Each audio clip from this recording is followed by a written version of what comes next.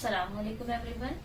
एक छोटे से गैप के बाद आप सबका मैं फिर से इस्तकबाल करती हूँ स्कॉलर्स एकेडमी के ऑनलाइन बैचेस में, और साथ ही साथ ईद उल अजहा की आप सबको बहुत बहुत मुबारकबाद। तो आइए शुरू करते हैं आज का हमारा ये वीडियो जो साइंस सब्जेक्ट के बारे में है, जिसमें हम सबक नंबर 1 देखते आ रहे हैं, जिसका अगला पॉइंट आज हम देखेंगे। तो चलिए शुरू करते हैं वीडियो। शुरू करते हैं पहले पॉइंट से, जो है गुरेज सकली रफ्तार। गुरेज सकली रफ्तार ये पॉइंट आपकी टेक्स्ट बुक में दिया गया है, बहुत इंपॉर्टेंट पॉइंट है। इसका डेफिनेशन यानी कि हमेशा पूछा जाता है इसका डेफिनेशन 2 मार्क के लिए, इसलिए आप इसको हमेशा हमेशा याद रखेंगे एग्जामिनेशन पॉइंट ऑफ व्यू से। तो गुरेज सकली रफ्तार क्या है, इसके लिए हमको समझना होगा। इमेजिन कीजिए कि हमने हमारे हाथ में गेंद पकड़ी है, उस गेंद को हमने थोड़ी सी कुव्वत के साथ ऊपर फेंक दिया है। वो कुछ दूरी तक जाएगी, फिर नीचे चली आएगी। दूसरी बारी फिर से वही गेंद को पकड़ के हमने उसी गेंद को थोड़ी सी ज्यादा कुव्वत से ऊपर की तरफ उछाला है। उस वक्त क्या जो गेंद की हाइट होगी, ऊंचाई होगी, वो पहली वाली गेंद के बराबर होगी? सवाल का जवाब सीधा सीधा है नहीं, क्योंकि पहली बार हमने जो गेंद फेंकी थी वो कम कुव्वत से फेंकी थी, इसीलिए वो थोड़ी ऊंचाई तक जाएगी। फिर उस एक पर्टिकुलर मखसूस ऊंचाई के बाद सकली कशिश उस गेंद पर होगी और वो सीधा नीचे आ जाएगी। लेकिन दूसरी दफा जब हमने ज्यादा कुव्वत लगाई है, उस वक्त वो कुव्वत सकली कशिश से थोड़ी ज्यादा देर तक लड़ सकेगी और थोड़ी ज्यादा ऊंचाई तक जाकर फिर वो नीचे आएगी। इसी तरह अगर हम एक मखसूस रफ्तार से किसी शय को फेंकेंगे ऊपर की तरफ, तो हो सकता है कि वो शय ऊपर चली जाए और जमीन की सकली कशिश से बाहर हो जाए और वापस कभी ना आए। जी हाँ, इसी रफ्तार को गुरेज सकली रफ्तार कहते हैं। गुरेज सकली रफ्तार एक ऐसी रफ्तार है, एक मखसूस रफ्तार, जिसके साथ फेंके जाने पर शय जमीन की सकली कशिश से आजाद हो जाती है। ऐसी रफ्तार को गुरेज सकली रफ्तार कहा जाता है। बस इतनी छोटी सी ही इसकी डेफिनेशन है, जिसको आप लोगों को याद रखना।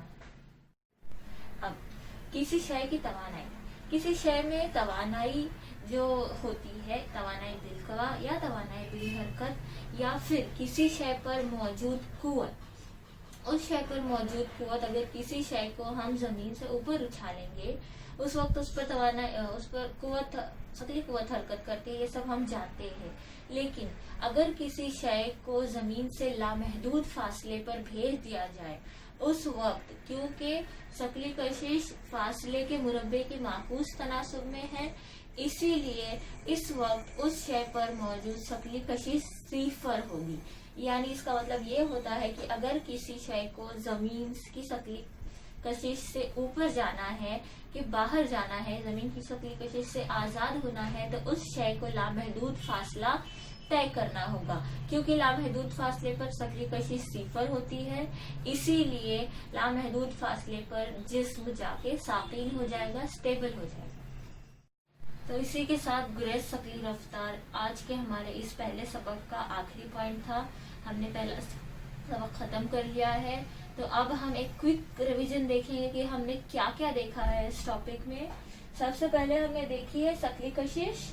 यहाँ पे हमने इंट्रोडक्शन देखा है, एक्चुअली हम इंट्रोडक्शन गुज़िश्ता जमात में ही देख चुके थे। हमने थोड़ा सा डिटेल यहाँ पे देखा है, किस तरीके की होती है, उसकी सिम्त क्या होती है, वगैरह वगैरह। फिर हमारा अगला पॉइंट था कुव्वत और रफ्तार। बड़ा ही छोटा सा पॉइंट है, किसी भी शय की रफ्तार की तब्दीली के लिए उसमें कुव्वत लगानी पड़ती है, ये सब हमने देखा है। उसके बाद अगला पॉइंट हमने देखा है दायरवी हरकत और मरकज जो कुव्वत। दायरवी हरकत क्या होती है और मरकज जो कुव्वत क्या होती है, उसको हम इस पॉइंट में देख चुके हैं। फिर हमने देखे हैं केपलर के कवानीन। ये बड़ा ही इम्पोर्टेंट पॉइंट है प्यारे बच्चों, मैं फिर से आपको रिपीट कर रही हूँ। इसको आपको बाकायदा पूरी तरीके से समझना है और याद भी रखना है। केपलर की कवानीन में 3 कवानीन है, तीनों को हमने डिटेल में देखा है। अगला कानून हमने देखा है न्यूटन का कशिश शकल का कायनाती कानून। ये भी बड़ा इम्पोर्टेंट कानून है। इसमें हमने देखा है कि कैपिटल जी कायनाती मुस्तकिल है, जिसकी कीमत आप मुझे जरूर बताइएगा, आपको मैंने बता दिया है। उसके बाद अगला पॉइंट है हमारा जमीन की सकली कुव्वत। यहाँ पे हमने जमीन की सकली कुव्वत को और थोड़ा सा डिटेल में देखा है। फिर हमारा पॉइंट आता है जमीन का सकली इसरा, स्मॉल जी। हमने सकली इसरा को देखा, उसकी तारीफ देखी, उसकी डिटेल्स देखी। या उस साथ ही साथ हमने उसमें आने वाली तब्दीलियां देखी जो ऊंचाई के हिसाब से या फिर जगह के हिसाब से, पोजीशन के हिसाब से बदलती है। स्मॉल जी से हम इसको डिनोट करते हैं और इसकी कीमत 9.8 मीटर पर सेकेंड स्क्वायर है। ठीक है, अब अगला पॉइंट है कमियत और वजन। इसका भी हमने फर्क की तरह इसको देखा है, कमियत क्या होती है ये बताया और वजन क्या होता है ये समझाया और दोनों के दरमियान फर्क को भी वाज़ेह किया है।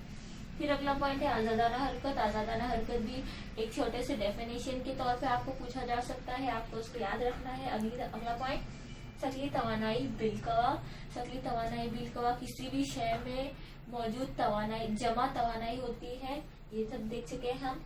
उसके बाद आखिरी हमारा पॉइंट हमने देखा है गुरेज, शक्ली रफ्तार। इसी के साथ यहाँ हमारा टॉपिक खत्म हो जाता है। इंशाल्लाह आगे वाले वीडियो से हम पेपर सेकंड स्टार्ट करेंगे, तो आप लोग तैयारी में रहिएगा। आज के लिए इतना ही, थैंक यू।